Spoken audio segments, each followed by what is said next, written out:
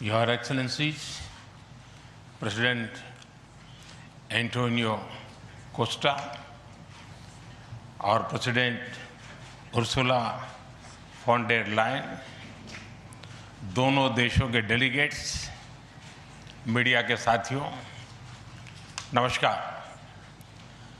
अपने दो करीबी मित्रों प्रेसिडेंट कोस्टा और प्रेसिडेंट फॉन डेर लायन का इस अभूतपूर्व भारत यात्रा में स्वागत करते हुए मुझे बहुत खुशी हो रही है। कोस्टा जी अपनी सरल जीवन शैली और समाज के प्रति प्रेम के आधार पर लिस्बन के गांधी के नाम से जाने जाते हैं और उर्सुला जी जर्मनी की पहली महिला रक्षा मंत्री नहीं, यूरोपियन यूनियन कमीशन की भी पहली महिला प्रेसिडेंट बनकर पूरी दुनिया के लिए एक प्रेरणा है। कल एक ऐतिहासिक क्षण था जब पहली बार यूरोपियन यूनियन के लीडर्स भारत के गणतंत्र दिवस समारोह में मुख्य अतिथि के रूप में शामिल हुए। आज एक और ऐतिहासिक अवसर है जब विश्व की दो सबसे बड़ी लोकतांत्रिक शक्तियां अपने संबंधों में एक निर्णायक अध्याय जोड़ रही है। फ्रेंड्स, पिछले कुछ वर्षों में भारत और यूरोपियन यूनियन के संबंधों में उल्लेखनीय प्रगति हुई है।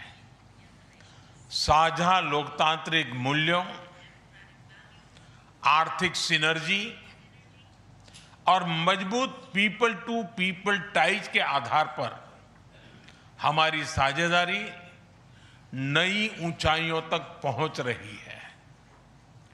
आज हमारे बीच 180 बिलियन यूरो का ट्रेड है। 8 लाख से अधिक भारतीय यूरोपियन यूनियन के देशों में रह रहे हैं और सक्रिय योगदान दे रहे हैं। हमने स्ट्रेटेजिक टेक्नोलॉजी से लेकर क्लीन एनर्जी, डिजिटल गवर्नेंस से लेकर डेवलपमेंट पार्टनरशिप, हर क्षेत्र में सहयोग के नए आयाम स्थापित किए हैं।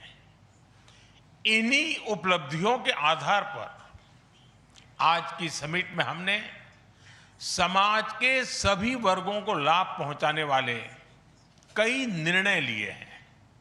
फ्रेंड्स, आज भारत ने अपने इतिहास का अब तक का सबसे बड़ा फ्री ट्रेड एग्रीमेंट संपन्न किया है।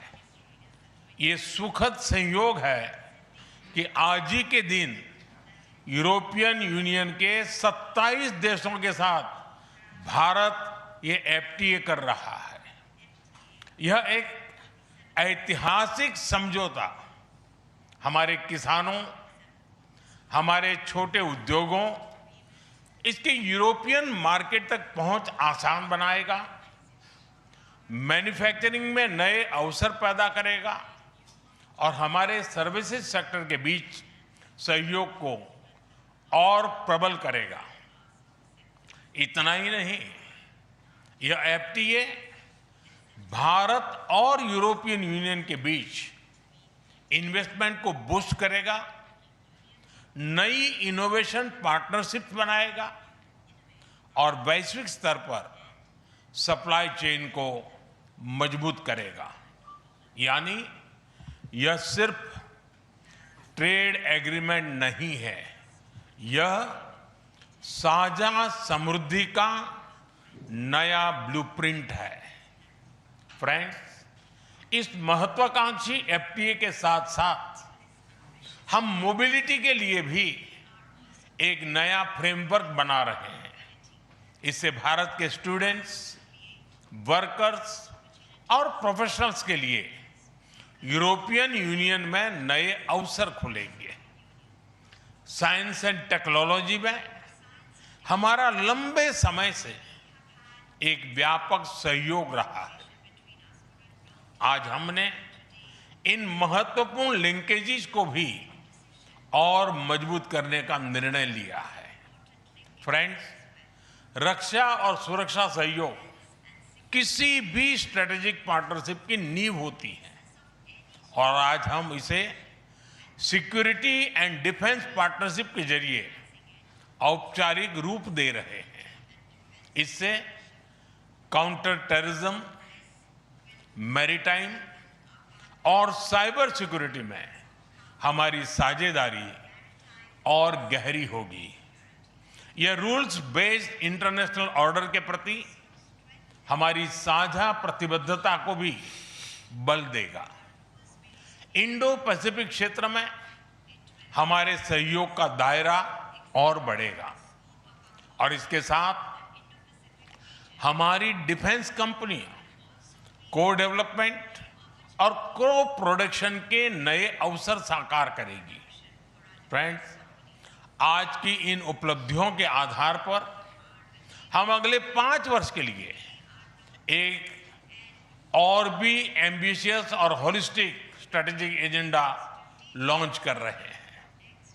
एक जटिल वैश्विक वातावरण में ये एजेंडा स्पष्ट दिशा देगा, हमारी साझा समृद्धि को आगे बढ़ाएगा, इनोवेशन को गति देगा, सुरक्षा सहयोग और सुदृढ़ करेगा और पीपल टू पीपल टाइज को और गहरा करेगा। फ्रेंड, भारत और यूरोपियन यूनियन का सहयोग एक पार्टनरशिप फॉर ग्लोबल गुड है। हम इंडो पैसिफिक से लेकर कैरेबियन तक ट्राइलेटरल प्रोजेक्ट को विस्तार देंगे।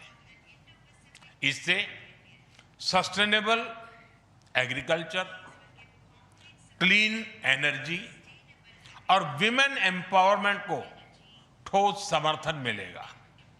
हम साथ मिलकर आईमैक कॉरिडोर को ग्लोबल ट्रेड और सस्टेनेबल डेवलपमेंट की एक प्रमुख कड़ी के रूप में स्थापित करेंगे।